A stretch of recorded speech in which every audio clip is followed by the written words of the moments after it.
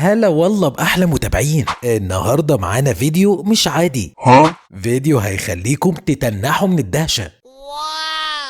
هتشوفوا عمال بيعملوا شغل لوز العنب. هم دول فعلا أمهر عمال في العالم. جهزوا نفسكم للانبهار. لو عجبك الفيديو ما تنساش تدعمنا بلايك رايق، صلى على النبي ويلا بينا. العامل ده مش محتاج أي حد معاه، شايل كل الشغل على كتافه وصاحبه قاعد على جنب مرتاح ومش شاغل باله. هم دول العمال اللي تتكل عليهم فعلا. واو भाई साहब बैठ जाओ भैया।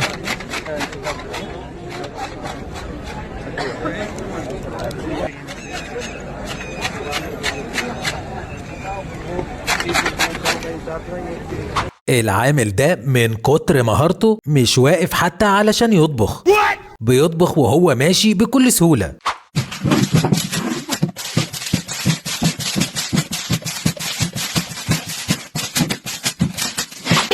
تخيل لو هيدولك 50,000 دولار في الشهر وتشتغل الشغلانة دي، هتوافق ولا لأ؟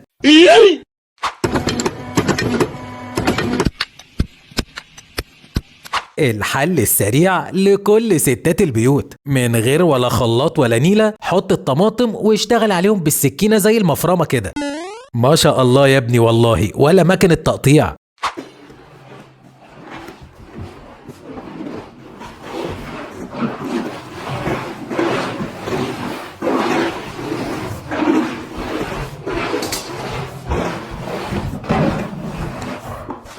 من سرعة العامل صاحبه اللي جنبه واقف مش فاهم حاجة.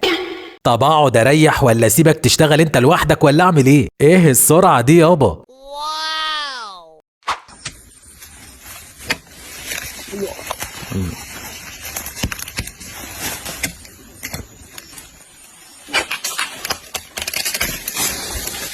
على قد ما عجبني ان الطفل ده معتمد على نفسه وبيشتغل، لكن برضه صعب عليا جدا علشان مش عايش طفولته. انتوا ايه رأيكم في الموقف ده؟ يشتغل ولا لا؟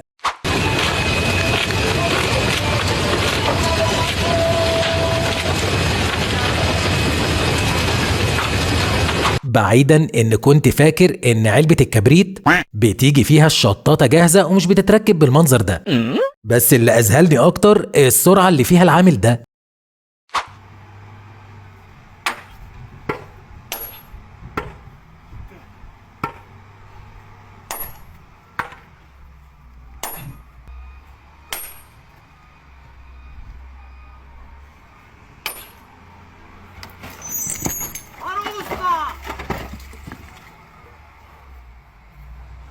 غلطة واحدة ممكن تلخبط الدنيا، بس العامل ده عارف هو بيعمل ايه بالظبط وحاسب كل حركة.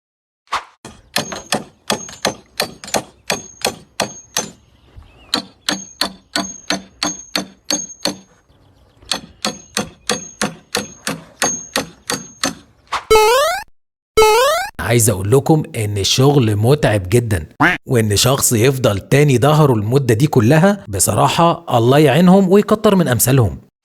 Excuse me, I'm ready to order. Oh, sure. What can I get for you guys? في ناس مش بتشتغل عادي كده، سبحان الله بيكون عندهم سرعة ودقة في الشغل رهيبة جدا. البنت دي شغالة بسرعة مش مخلية شغل يرجع للناس اللي ورا.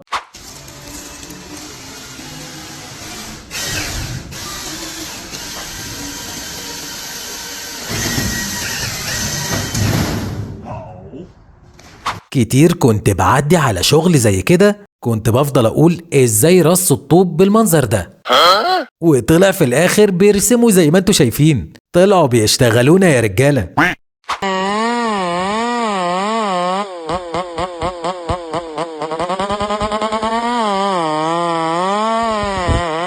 أنا بصراحة بحب الشغل اليدوي جدا، لأن بتكون فيه متانة غير طبيعية. شوفوا ازاي بتركب كل قطعة في الكورة بكل احترافية.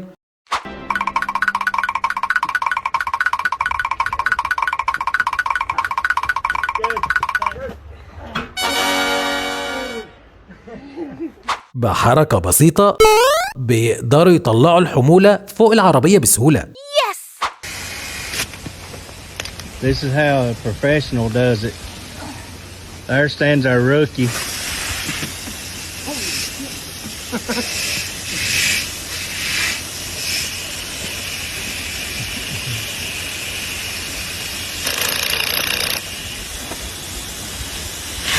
And that's how you do it. الرخام ده لما اتقطع كان محتاج لمسة بسيطة. واللي عجبني اكتر ان الاتنين العمال دول منظمين جدا وفاهمين بعض قوي. عاش يا رجالة، هو ده فعلا الشغل الرايق.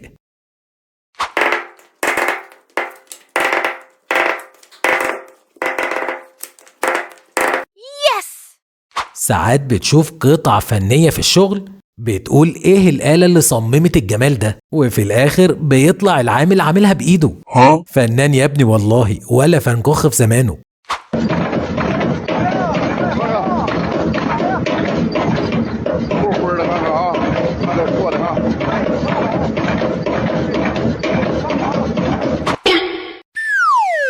لا لا لا، ما تشغلوش بالكم، ده عامل بس حب يقلب شقلباز في الجو. نخش على الفيديو اللي بعده.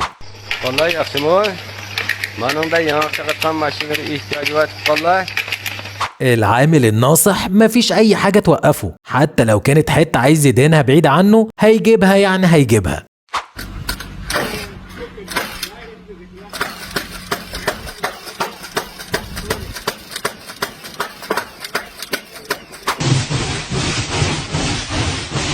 طب ما الدنيا حلوة اهي وسريعة، امال بيقعدوا عندنا اسبوعين ليه في جنب واحد؟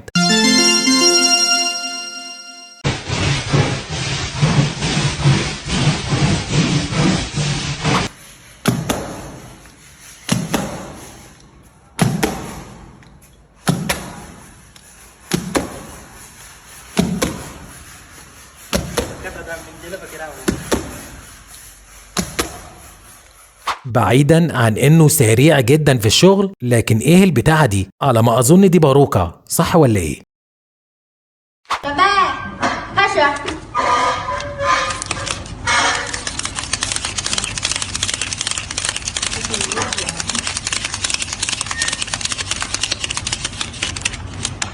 هو ده فعلا لما تشتغل بذكاء وجهد قليل بتطلع في الاخر شغل خرافي.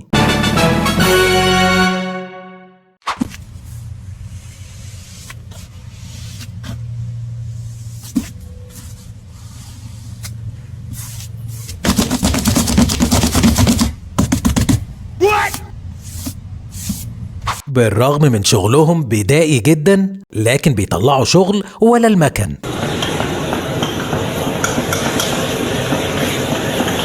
هو ده فعلا الشغل اللي على مية بيضة. بيعمل اختبار، شوفوا المقاس ماشي مسطرة.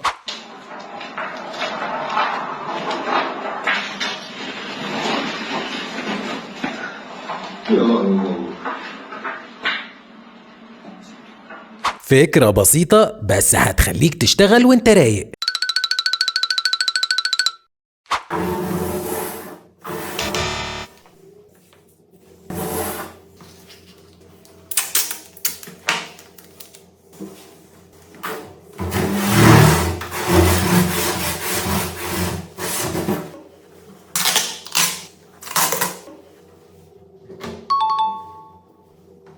الحركة دي بتحصل كتير في الشغل، لكن اللي ما بيحصلش كتير انك تلاقي عامل عنده ضمير زي كده. ممكن تاخد منه وقت شوية، بس في الاخر الحاجة بتطلع 100 على 100.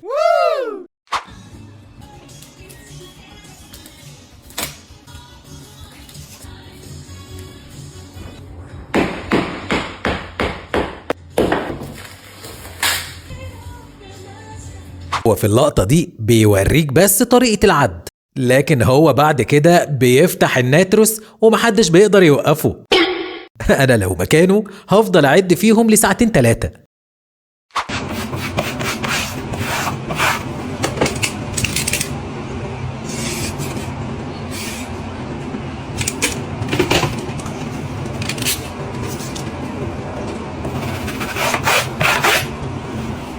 ايه يابا الشغل الرايق ده، الله ينور بجد. هسيبك بقى تشتغل براحتك.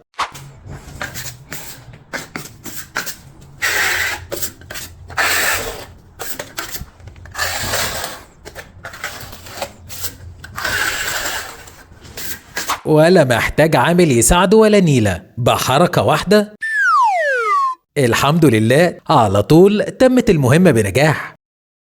العمال اللي بيشتغلوا بالطريقة اللي زي دي بيكون عندهم موهبة، يعني بيفكروا بره الصندوق من غير غلبة كتير، حل المشكلة في ثواني.